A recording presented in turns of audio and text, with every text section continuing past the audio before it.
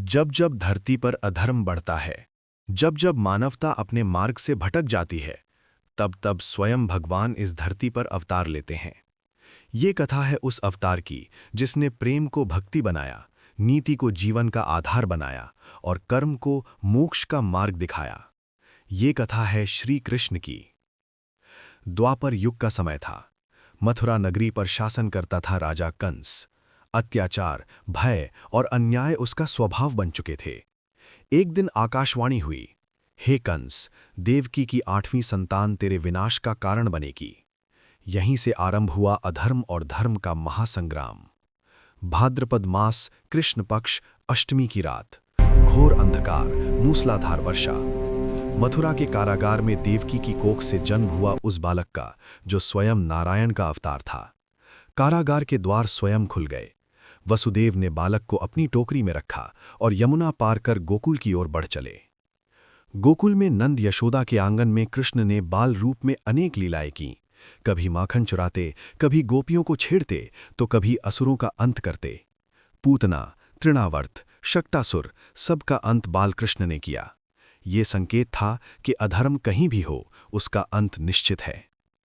यमुना का जल विषैला हो चुका था। कारण था कालिया नाग। कृष्ण ने यमुना में कूदकर कालिया नाग के फनों पर नृत्य किया और उसे पराजित किया। फिर आया गोवर्धन पर्वत का प्रसंग। कृष्ण ने अपनी छोटी सी उंगली पर पूरा पर्वत उठा लिया। ये सिखाया कि सच्ची श्रद्धा शक्ति से बड़ी होती है। वृंदावन की रात्रि, चांदनी, बांसुरी और रास। राधा और कृष्ण का प्रेम सांसारिक नहीं, आत्मिक था। ये प्रेम था आत्मा और परमात्मा के मिलन का। समय आ गया था। कृष्ण मथुरा लौटे। अखाड़े में चाणूर और मुष्टिक का वध हुआ और अंत में कंस का अंत। अधर्म का पतन हुआ, धर्म की विजय हुई।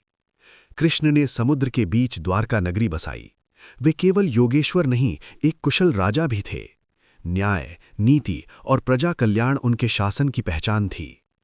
कुरुक्षेत्र की भूमि, अपने ही बंधुओं के विरुद्ध युद्ध, अर्जुन का मोह, कृष्ण का उपदेश। कर्म करो अर्जुन, फल की चिंता मत करो। यहीं प्रकट हुई श्रीमद् भगवद गीता। समय चक्र पूर्ण हुआ। वन में एक शिकारी के तीर से कृष्ण ने देह त्याग किया, लेकिन कृष्ण कभी गए नहीं।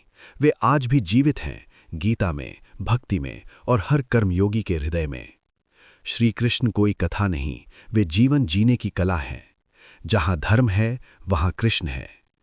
जय श्री कृष्ण।